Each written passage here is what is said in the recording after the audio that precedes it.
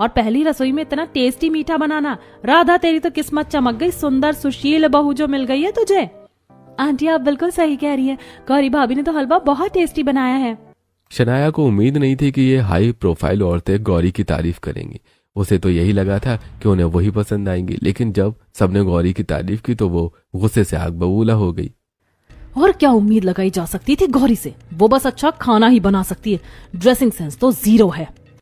जैसे जैसे दिन बीतने लगे सिंघानिया हवेली में गौरी के लिए रहना मुश्किल होता जा रहा था।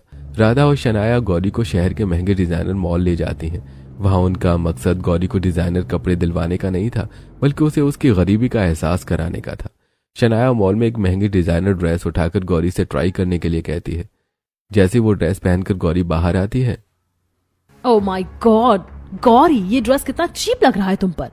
चाहे कितनी भी महंगी ड्रेस पहन लो, तुम्हारी गरीबी तो तुम्हारा पीछा ही नहीं छोड़ रही। आसपास के लोग गौरी को देखकर हंसने लगते हैं। शनाया जानबूझकर गौरी का पर्स नीचे गिरा देती है, जिसमें बहुत ही कम पैसे हैं। इतने कम पैसों में यहाँ पर एक रुमाल भी नहीं मिलेगा, हमारी इंसल्ट किए बिना तुम्हारा दिन पूरा नहीं होता। तभी अचानक से गौरी का पति संजीव मॉल पहुंचता है। ये साड़ी और इस सेक्शन की सभी साड़ियां पैक कर दीजिए। मेरी वाइफ के ऊपर क्या अच्छा लगेगा क्या नहीं अच्छा लगेगा, इसे बताने के लिए मुझे किसी फैशन एक्सपर्ट की जरूरत नहीं है। संजीव बेटा, तुम यहाँ पर कैसे आ गए? अरे मेरा छोड़िए, आप बताइए, आप गौरी को यहाँ शॉपिंग कराने के लिए लाई थी या उसकी इंसल्ट कराने के लिए लाई थी? माँ, अगर पैसे ही स्टेटस की पहचान है तो गौरी का कार्ड अनलिमिटेड होगा आज से।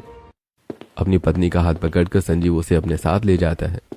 इस गौरी को कोई ना कोई क्यों बचा लेता है? मुझे नफरत है गौरी से। उस दिन से जिस दिन इसने मेरी यूनिक एंट्री खराब की थी, मेरा मन होता है मैं मार डालूं इसे।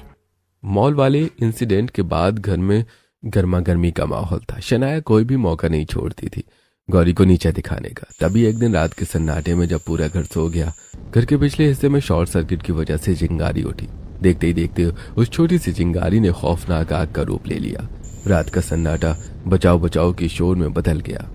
दादी, मम्मी, पापा अंदर ही है।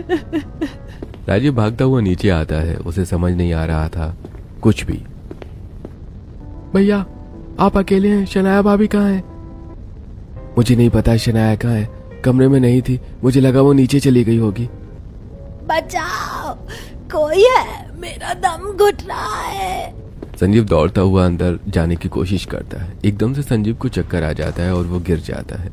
इतने में गौरी एक भारी कंबल लपेट कर अंदर चली जाती है।